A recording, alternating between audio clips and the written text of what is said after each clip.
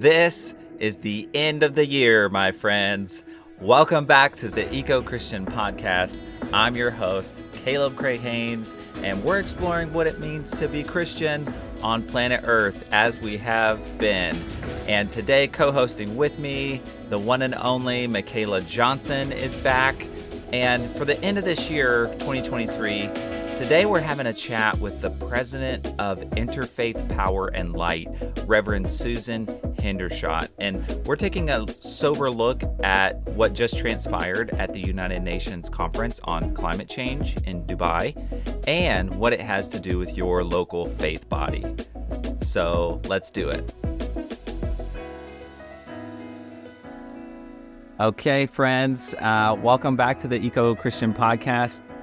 Today I'm excited to be co-hosting this episode with Makayla Johnson, who co-labors with me in the Lord in creation care. And we're just really excited today to be with none other than the Reverend Susan Hendershot. Just a little bit about her. If you don't know, she serves as the president of Interfaith Power and Light, and she's been doing that since 2018. And she was raised outside of Cleveland, Ohio, attended Bethany College in West Virginia, where she graduated with a BA in Religious Studies. Later attended Emory, where she received her Master's of Divinity from Candler, which is awesome, and was ordained in the Christian Church, Disciples of Christ. And you served as a pastor in local congregations for a while, focusing on social justice. And Reverend Hendershot also led faith-based nonprofit organizations and served as the first Heartland Field Organizer for the One campaign on global poverty, which is really cool. And you were the executive director in Iowa. Is that right? Before you became the president? Yeah, that's correct. For IPL? Yeah, that's awesome. So, yeah, how are you doing today? Welcome. Yeah, thank you so much. It's great to be with both of you, Caleb and Makayla, and really excited for our conversation today. And yeah, you encapsulated my biography very well. Trajectory. Exactly. Yeah. Man, biographies are so hard. You know, you get these cliff notes, but there's the meat's underneath. So It's true. Yeah. So what we're doing, we're trying to have more kind of down to earth conversations for Christians on these issues. And really what I've found over the years is while there are many good resources out there connecting Christians with dialogue around creation care, it can quickly get to a point where the content, gets heavy or is flying over our heads. And, you may not be, quote, in the know on a lot of what's happening in the world environmentally. So we're trying to work to sort of ground the conversation more. And I can't think of a better way to end this year than talking with you, Susan. And one, letting people in on the great resource of Interfaith Power and Light, but also having kind of a sober reflection on the state of our climate and how we as a people of faith can engage in this work of climate justice. So, but first maybe, and Makayla, jump in and out as you see fit. But I'd love to hear, Susan, a little bit about your eco journey. You can give us as much as or as little as you like, but how did this intersection between creation and your faith sort of spring to life for you? Yeah, well, thank you so much for asking. I think our stories are important and often are relatable for folks. And I would say, first of all, I grew up, as you said, outside of Cleveland in a blue-collar family. I would never have considered myself an environmentalist as I was growing up. I was a child who loved to play outside. That's how I would sort of identify myself. And I spent a lot of time outside as a kid. We had a pond at the end of our street where I used to go ice skating, and my brother and I would go fishing. And every summer, my family would take 1 week to rent a cabin in Vermont, and we would just spend a lot of time outside, in the trees and walking down the stream together and staring at all the little water bugs and fish and so on. And I just loved all of that as a kid. And I think really importantly, like so many folks, I went to church camp when I was growing up. Our church, in Christian Church Disciples of Christ, had a camp in Ohio where we would go for 1 week every summer. And, if you've been involved in church camp at all, you know that there's a lot of time outdoors in nature. And we had a beautiful outdoor chapel area where we worshiped in the evening together. And it was just a really important part of my own spiritual formation as a young person. And it's really where I felt a calling to go into ministry. I didn't really know what that meant at the time, what form that would take. But I went to college as a religious studies major, really just loved learning about not only my own tradition and the Christian scriptures, but learning also about other religious traditions and how they talked about the spiritual journey as well. And so, went on to seminary, moved to Iowa for a job and was ordained in Iowa and served 4 different congregations in Iowa. And always a part of that a piece of my ministry work was really focused on social justice issues. It was really trying to understand the issues that were, harming our communities, for example. The issue that I think I was most really passionate about at the time was the issue of hunger and looking at how hunger impacted families in our own community, but as well, faith communities are connected globally to many other sister congregations and looking at how other parts of the world were being impacted by the issue of hunger. So the congregations that I served spent a lot of time in hunger ministry as well as other social justice work related particularly to poverty. And it was while I was doing that work that I started understanding and being connected a little more to the issue of climate change and environmental justice. And that in particular came to me very one of those aha moments where I read an article about the geopolitics of food that connected the dots for me between the issue of hunger, crop losses globally that were fueled by climate change and the resulting food shortages in places in the world. And, recognize that if I really wanted to do something about the issue of hunger, that I needed to work on climate change, that it wasn't a siloed issue. It was intersected to the work that I was already doing. And so I was lucky enough to sort of fall into this position as the director of Iowa Interfaith Power Light, which had an opening at the time. And so I left the local church that I was serving and moved into that ministry, which has become my full-time ministry. And I think that it's really, well, first of all, I'll say I wish I didn't have to do that work, right? Like the ideal is to work myself out of a job because we've solved the issue and we don't have to do it.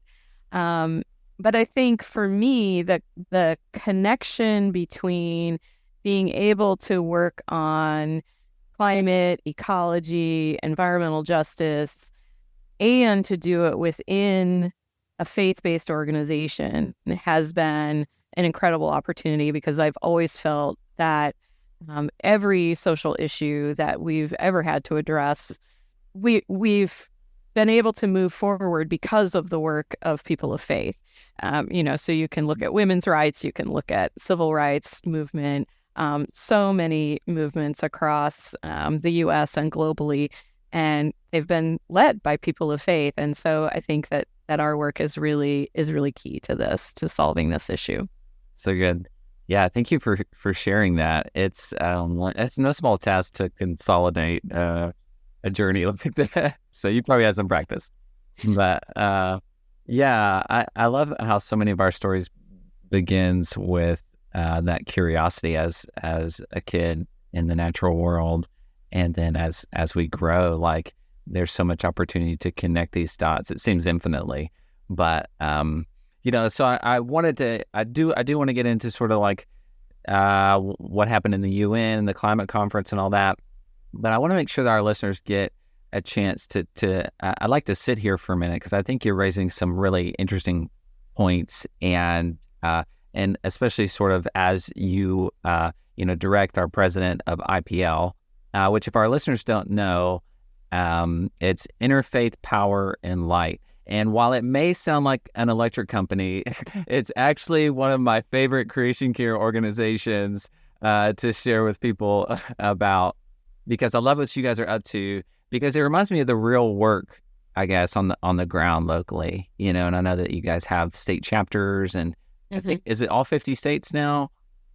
We're in about 40 states now. We have supporters in all 50 states, but actual affiliates, we are in 40 states. And you're right, the work is very, very rooted in community. So, our local affiliates are connected to religious leaders, faith communities that are, exist within their state, within their communities, and they're working on issues that touch folks in those communities. So while as an organization, our mission is to inspire and mobilize people of faith and conscience to take bold and just action on climate change, our state affiliates really contextualize that mission to look at what are the actual issues happening on the ground in those states, and where are the best ways for them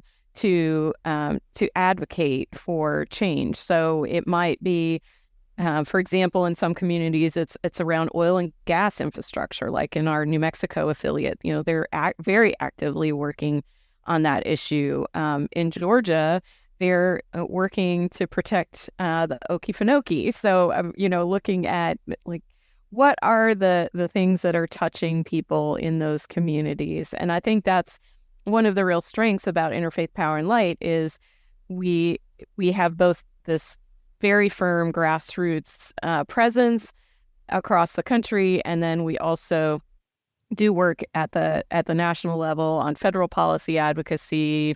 We have programs that we run, as well as you indicated the work that we're doing at the UN at the COP level. So it's the beauty of the network approach, I think. Yeah. So kind of going back to what you were saying about, you feel that, or have seen, or, that if we look back on history, it's faith communities who seem to be, who have led the way on a lot of these like changes in society. And I think that's really powerful to think about, and I'm sure directing IPL, you kind of keep your finger on that pulse. But I think for a lot of faith communities, if we're honest, sometimes it feels very distant or separate from our faith, especially when we think about larger level climate change and these sorts of things. So I wonder if you could say just, some more about that, and how important, would you say it is for faith community involvement in these issues, and maybe how you've seen these connections and faith communities engage in this work a little bit more, and do churches have a special role to play there? I think that's kind of an interesting thing to dig into a little bit. Yeah, wow, that's a big question, and it's great. So one of the things that we have done with some of our programs is we take some time with folks to ask a few questions. So the first question we would ask is, what is it that you love about the earth? It's a pretty basic question, but I'm always just so, I don't know, it's thrilling to hear the kinds of responses that you get, because Often the natural world is where people feel closest to the sacred. If you say to people, where do you feel, God's presence? Some people might say it's within the four walls of their church, but, a lot of people say it was, by the ocean or in the mountains or, something where they just have this moment of awe that they feel and this connection. And so I think those are really beautiful places to begin, because I think that as humans, we protect what we love. And if we love the beauty of God's creation, then we are more likely to want to protect the beauty of God's creation. So that's a nice place to just start a conversation and connect with folks. We also ask people what concerns them most about the issue of climate change, because a lot of people, whether they will talk about it in public or not, have a concern. A lot of times we find that has to do with the future that their children or grandchildren will be inheriting, and what will the world be like 20, 50 years from now, So I think just, again, recognizing that people, even if they're not public about their concerns, are actually thinking about this issue. And we're finding that more and more as we suffer from more and more extreme weather events, even here in the U.S. The third question would be, what does your spiritual tradition have to say about caring for creation? Because most faith traditions have some kind of statement that they have put out. And sometimes folks are surprised to know that, their particular denomination has a statement about creation care, but many of them do. And it's nice for them to see and understand what their own tradition has to say. And then we ask people, what is your own spiritual motivation for doing something about it? And this is where I think it really becomes personalized. If folks see themselves in this work in some way, then they're more likely to follow through. So it to your point, it doesn't feel big and far away. It feels personal and close. And, I think there was a time when you would ask a question to someone about climate change and they would say, well, that's just polar bears and ice caps. And it really did feel far away. The truth is, it impacts people and it impacts people that they love and places that they love. And, as people of faith, we're also called to care for those who are vulnerable, and it impacts vulnerable people first and worst and longest.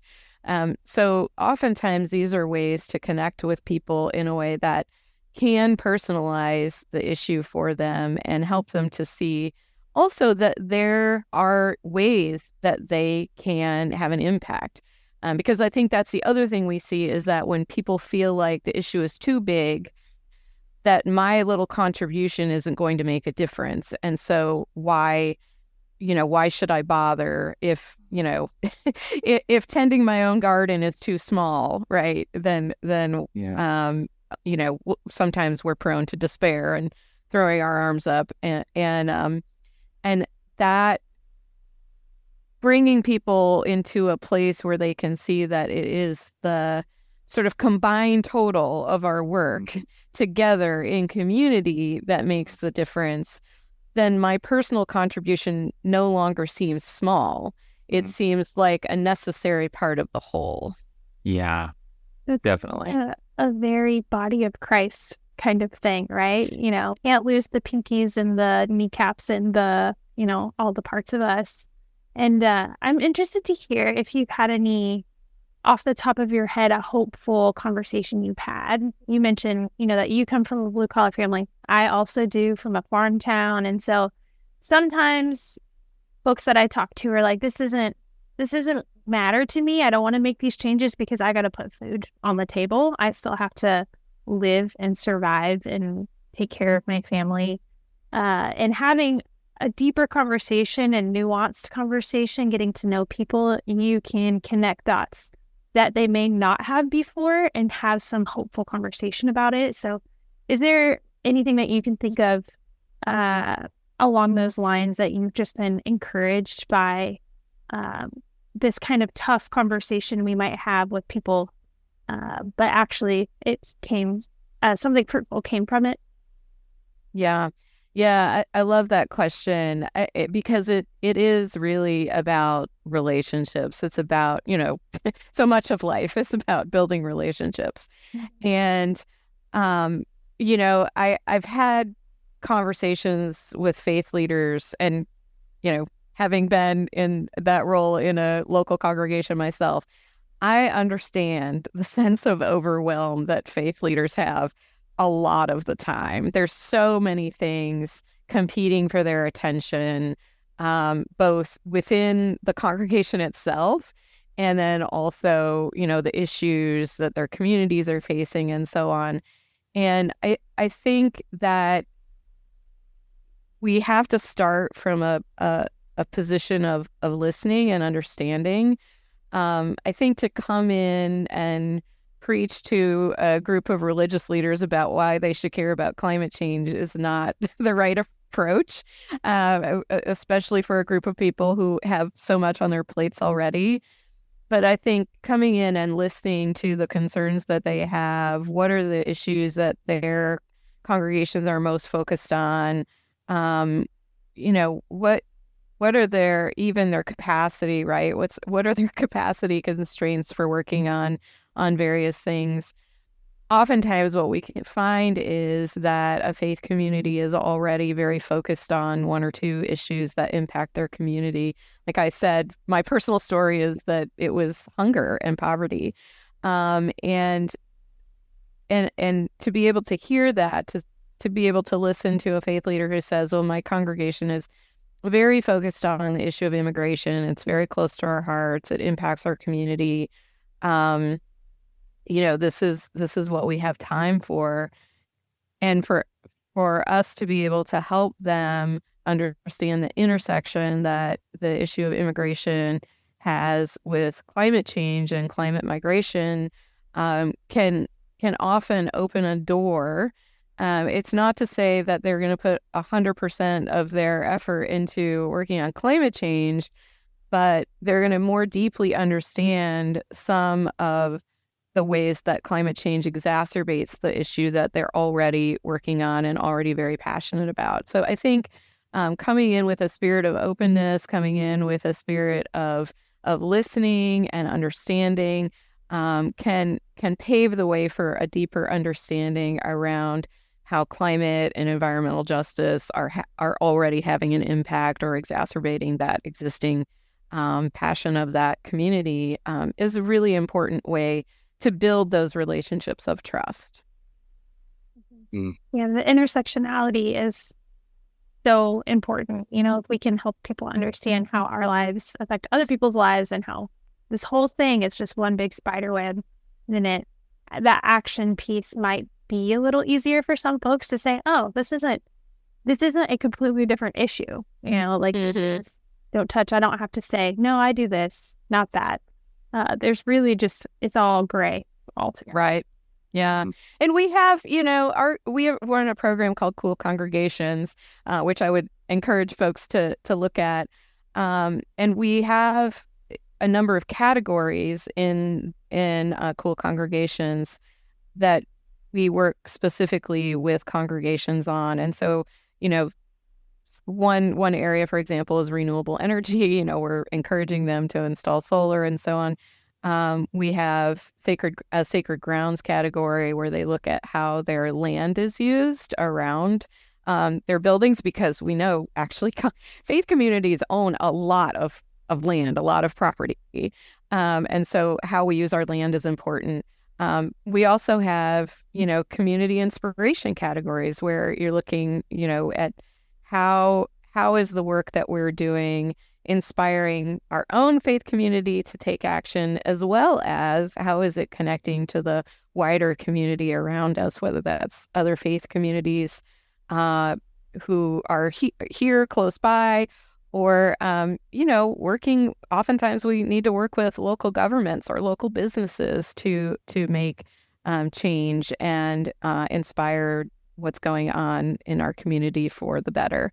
So it's a great way, this piece around building relationships and being really centered in the community itself. I think this is just an expression of that. That's really great to sort of frame it. And I think what we're talking about here, we're kind of in the clouds a little bit, but and trying to draw down the lines of this and this and this, but also all of it, in some way. And so that's kind of like, so I recently had a conversation, connection with a really nice young lady who is at MIT, and she's researching, she's doing her doctoral work on sort of like Christian environmental movement, and interested in whether how attitudes and changes in response to religious appeals are making a difference or not, and it's like,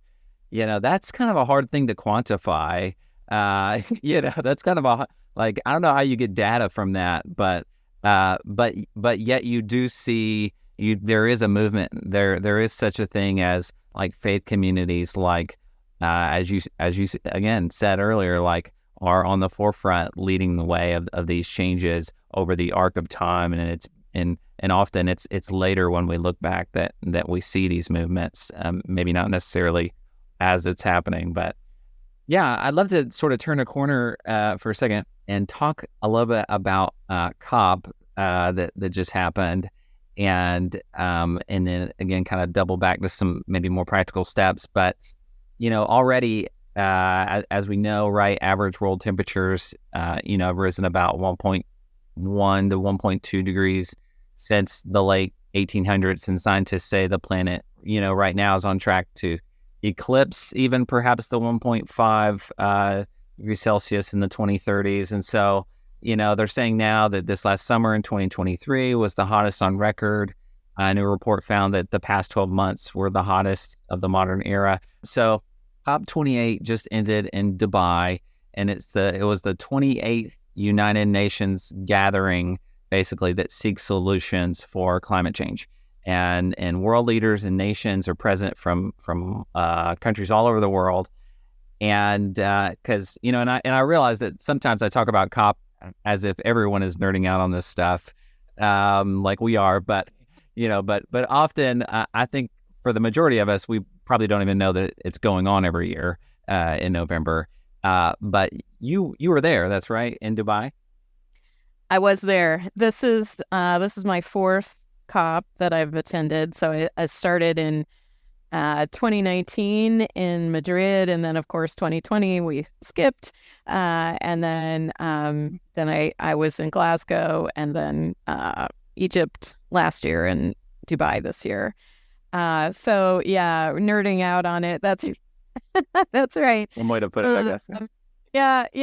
I want to say, I want to talk about just for a moment about IPL strategy around sort of why do we show up for the COP? Because I think it's important, folks are like, why do all these groups spend money and the carbon budget to go to these places and be part of this? And we are an organization that is accredited by the United Nations for the UNFCCC, or the COP as we call it, and what that means. So we are an observer organization. That's what we're known as, and part of civil society. So faith-based organizations are part of civil society, and I take that word observer pretty seriously. So the idea is that we are there to observe. We're there to follow the negotiations, we can, if sit in the back of the room and listen to some of the negotiations themselves. There are a lot of other events that take place at the COP, side events. There are pavilions.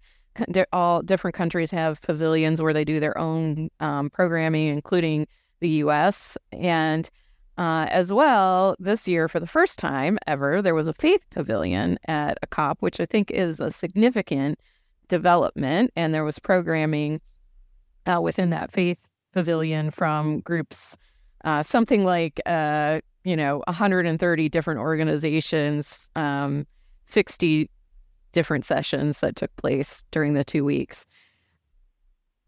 We see our role at Interfaith Power and Light, because of the work that we do on federal policy advocacy.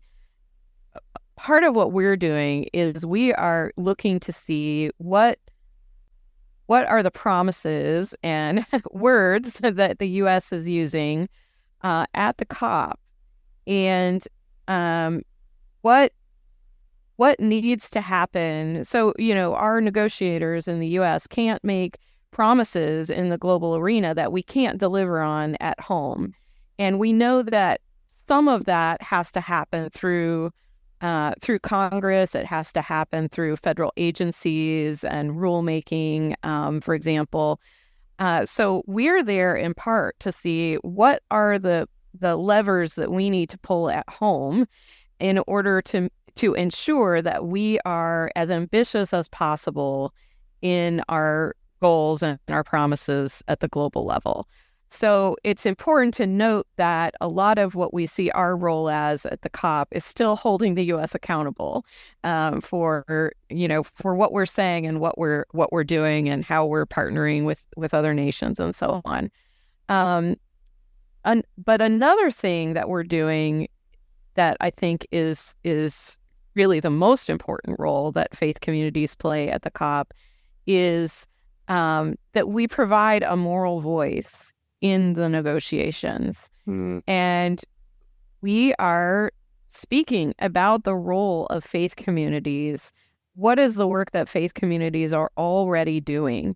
From listening to various sessions at the Faith Pavilion, it's a lot of things. It's everything from providing education to our members about creation care and ecology. It is, actual work that is happening in faith communities around becoming fossil fuel free in their buildings and their facilities. It is advocacy work that we are doing on policy in countries all over the world. It is how we are handling our finances.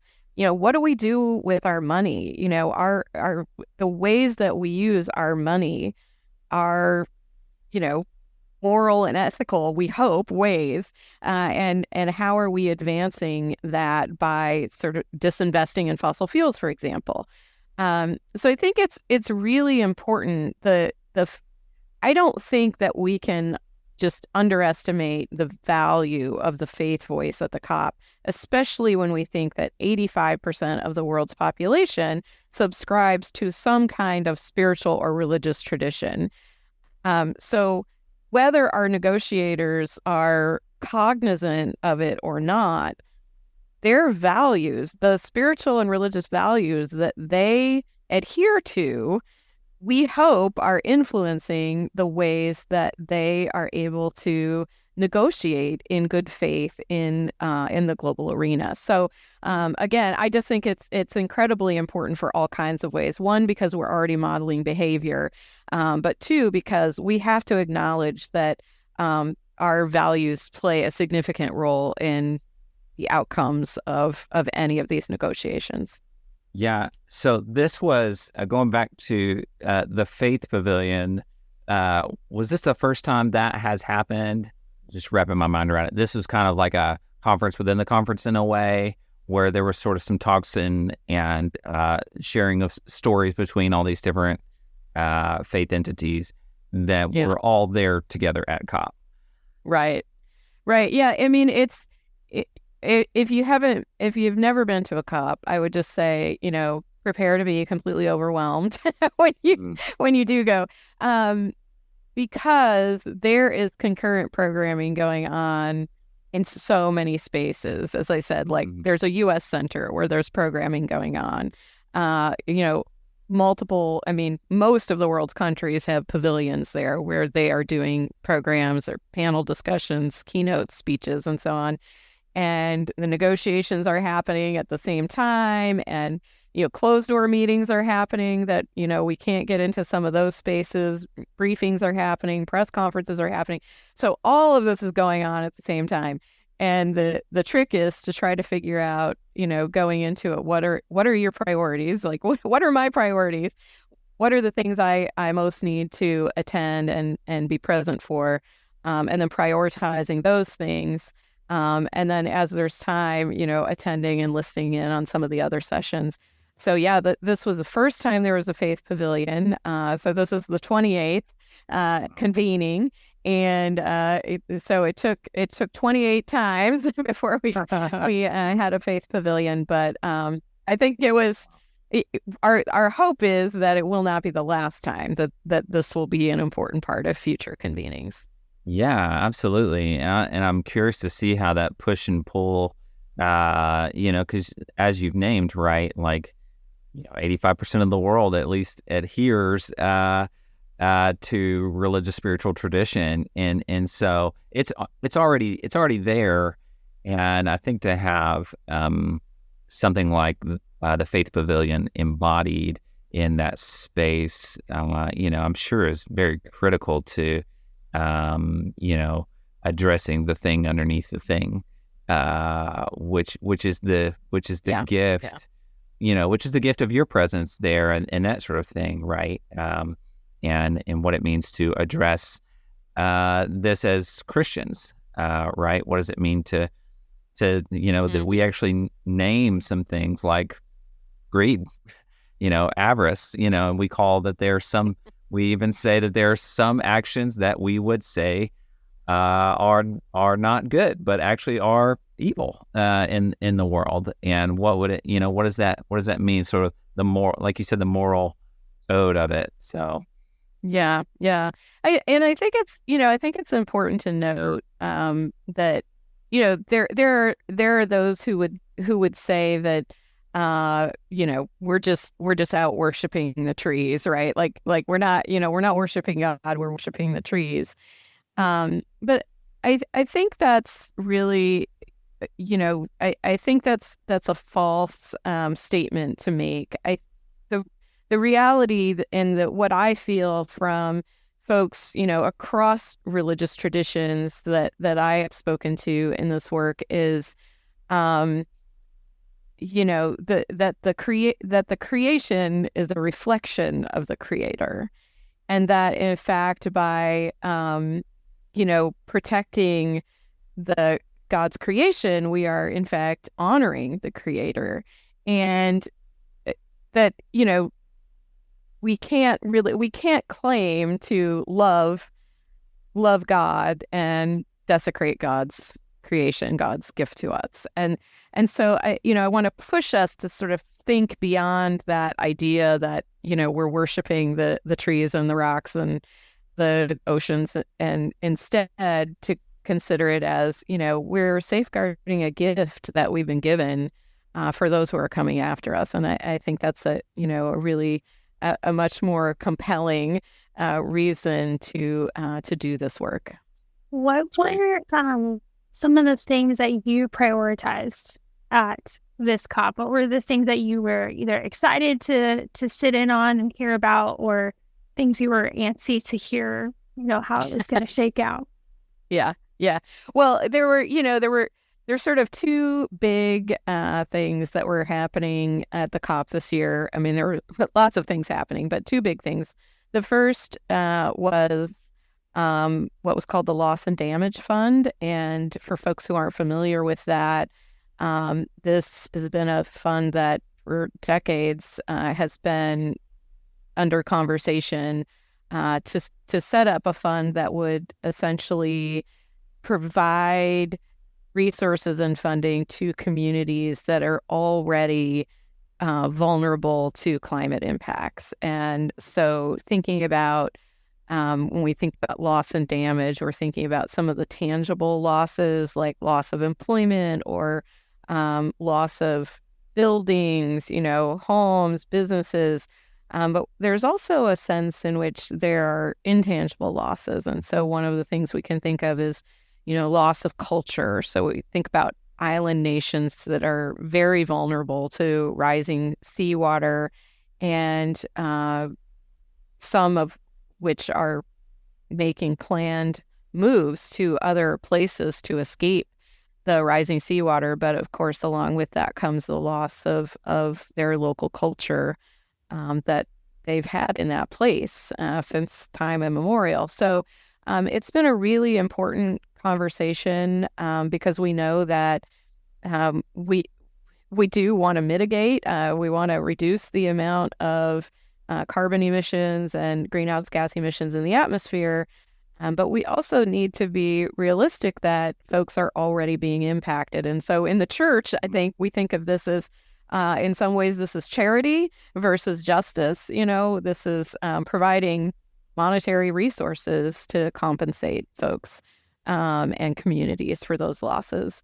The other big discussion was around what was called the global stock take. And so this is supposed to happen every 5 years. And this is the first global stock take since the Paris Climate Agreement happened. And so ahead of this, there was a report that came out that had looked at all of the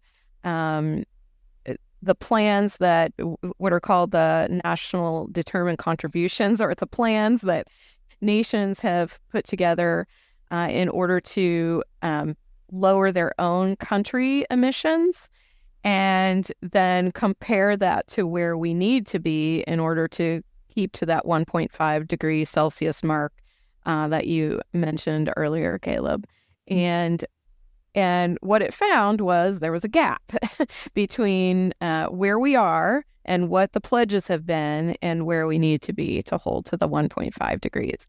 So the global stock take then, part of the job there is to address that gap, to look at, well, what do we need to do in order to fill that gap, and what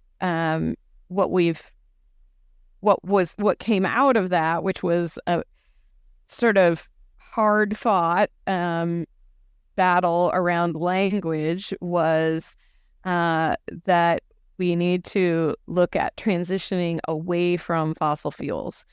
So there was a lot of push for a phase out of fossil fuels or a phase down of fossil fuels. There could have been an outcome where there was no language around fossil fuels that was included in the final version at all. But where it landed was a transition away. Some folks in some countries specifically are still very unhappy with that language.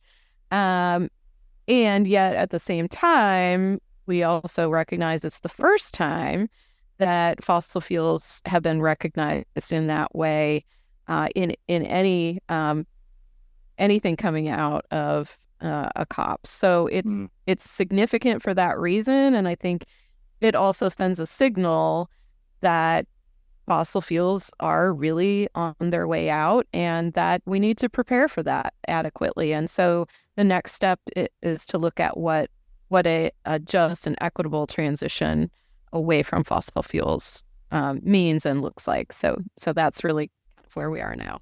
Yeah, that's really helpful to, that's really helpful to sort of try to grab, because what I'm sort of obviously not being at COP, and probably even being there, it's probably, not the easiest thing to decipher even at the end of like, okay, what did we do? But collecting data, on our end here, where I'm at, sitting in my computer in Nashville, some sort of are saying like, well, this was one of the greatest things that we've done at COP, in more recent times because of this sort of addressing it directly. And then obviously others are saying quite the opposite. One of the headlines, if you follow this at all, is that before COP was that, hey, it's like literally hosted by big oil conglomerates, are sort of the headlines. And so what was sort of the mixed bag of emotions going into this conference is that is this good or a bad thing? That on one hand it's like, well, big oil's at the table, we need them to be at the table, but do we want them with the talking stick? Do we want them to be the ones? And so there's all of that kind of going on, and then if our listeners aren't aware, right, that what happens even at COP, like these aren't laws that are being mandated from any sort of COP, but these are just unbinding commitments that we're hoping that nations stick to, obviously. So yeah, just curious what your observations are there. And I know there is sort of the particulars of what does it mean. What's the difference between transitioning away and phasing out? And why are some people upset about that difference or not, or encouraged by it? Yeah. That's a lot. Any of that. Yeah. Any of that. Yeah. Well, first of all, you're right. I mean, the UAE is an oil producing country. There were a lot of people who were very unhappy, and not only that the COP was being hosted there, but also that the COP 28 president who was elected at this COP is the head of the National Oil Company. So you can look at that and say, wow, those are huge conflicts of interest when, part of what we wanted to talk about is fossil fuel extraction and phasing out fossil fuels. And you're right. I mean, oil lobbyists, fossil fuel lobbyists have always been at COPs. So there's no change as far as that goes. Maybe there were more. I don't know the change in numbers, but it's true that there definitely are some conflicts of interest within that. And yet we also know that this is going to impact a lot of governments, and this phase out, phase down, whatever language you want to use, is going to impact a lot of governments. So, there's when we think about a just and equitable transition away from fossil fuels, we have to look at which governments' coffers are most dependent on fossil fuel revenues, even to provide basic services for their citizens, versus the nations that aren't as dependent on that. And also, what is the relative wealth of nations? You have a wealthy country like the U.S. or Canada or UK that can handle a phase out more quickly than a country, like, for example, Iraq, which is a very low wealth country, but also very heavily dependent on fossil fuels for government revenues. So when we look at the timeline, there's been a lot of talk about how we need to have a timeline that phases down country to country. So it isn't the same timeline for everyone. I appreciate, kind of talking about this in a more nuanced way, because I think for a lot of folks, we're hoping for a specific outcome, right? And for us in the United States especially, we have a pretty narrow view of the world. We're kind of like globally blind in a lot of ways.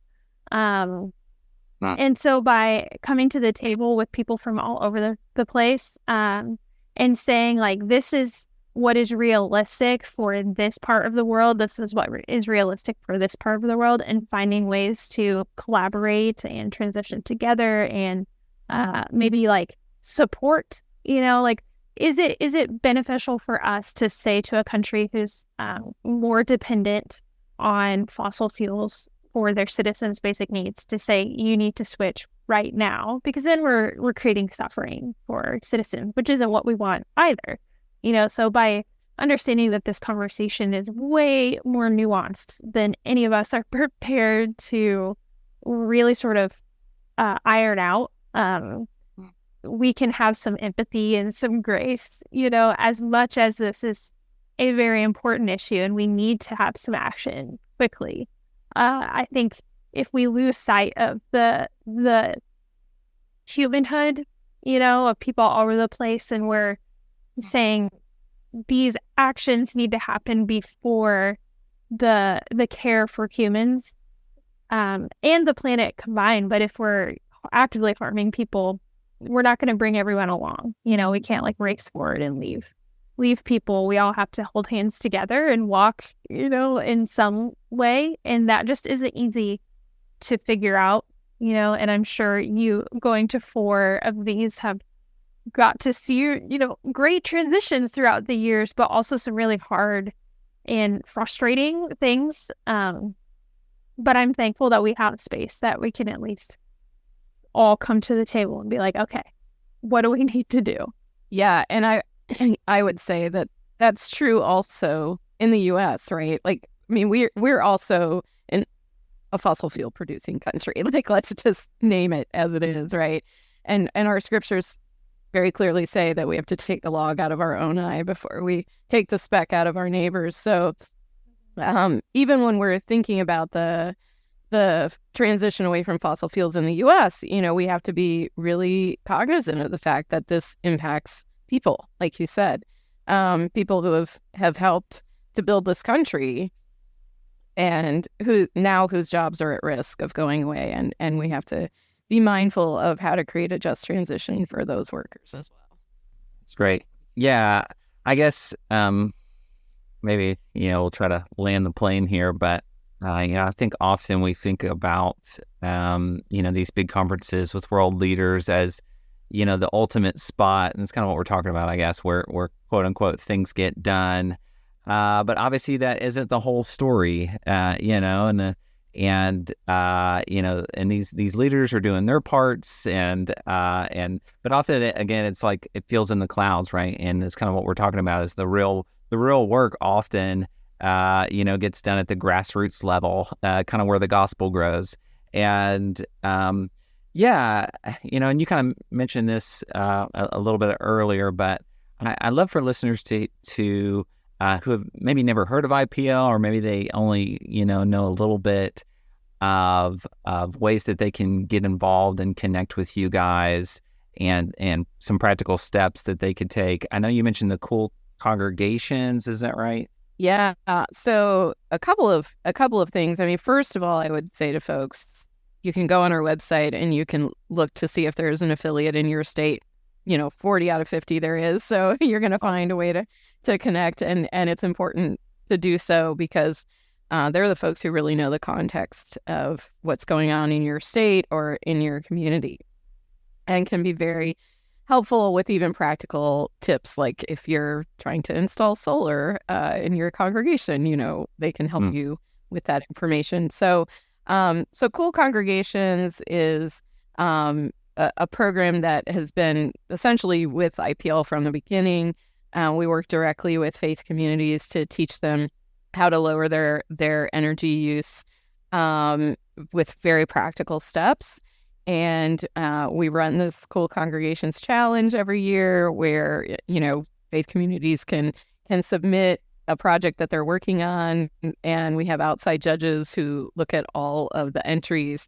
This program has been growing like crazy over the years, so we're really proud of it. And we also certify congregations based on their energy reduction. So anywhere from a 10% reduction all the way up to a 100% reduction, which miraculously some congregations have been doing, between working on their energy efficiency, installing solar, sometimes heat pumps, and so on. They're able to offset 100% of their energy use. Wow. Which is amazing and something we should all be striving for. And as well, we have a program called Faith Climate Action Week. We provide resources for faith communities and faith leaders to preach and teach on care for creation. And we're just starting to roll out the information for our 2024 program for that. So folks should look for that, and they can find it on our website as well. And then, what we're also looking to do is to inspire people to take action, and that happens at all levels. So, like you said, the COP is a very small blip in the calendar compared to all the things that we can all be doing year round. And so, looking at ways to be advocates in your local communities around good. For example, good renewable energy policy. Some places have prohibitive policies for solar. That means that faith communities can't even put solar up on their buildings. And, the more we can advocate to change those policies for the better, the more progress that we'll make. Same at the state level, lots of things that are happening at the state level in terms of energy policy in particular, but also transportation.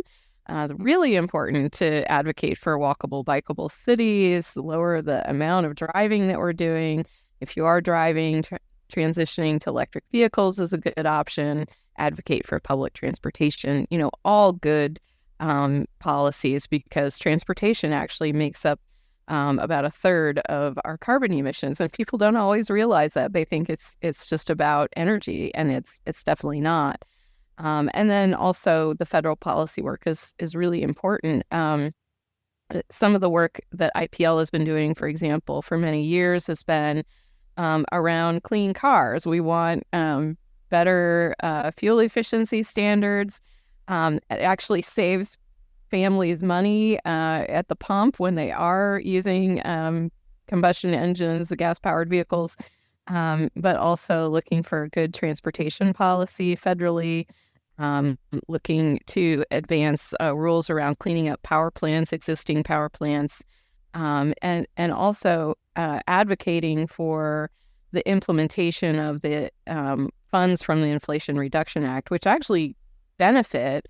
There's lots of ways that faith communities can access funding to benefit their faith communities, and we have information about that on our website also. So I would just point to a few very practical things that folks can be doing.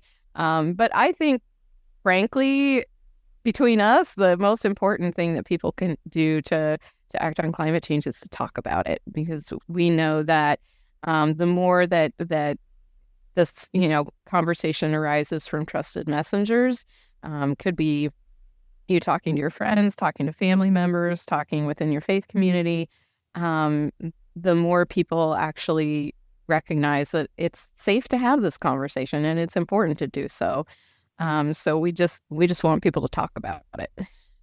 That's huge. That's named so well. So you heard it here, folks. Check out Interfaith Power Light online, and there's so many good. I think that's what's so helpful, is that there are very practical, the next right thing. Choose the next right thing, the next right step, and that can be for you as a person or your congregation. Get plugged in. I know from personal experience, I've connected with IPL when we've done things in Michigan and a conference we did in Boston, and graciously they came out and spoke to people for us, and we've talked, and so it's just the next step for you listening to this is to connect with your most local chapter, see what's going on. And Susan, thank you so much for talking with us. I know that we're on the holiday season and everything, and you've got so many things going on, and I really appreciate it. So it's my pleasure. Thank you, Caleb. Thank you, Makayla, for having me on today. Friends, may your 2023 end with a deep sense of peace that only comes from resting in the hope that is the Christ who comes and is returning, a kingdom that is breaking into a groaning creation. We'll see you in 2024.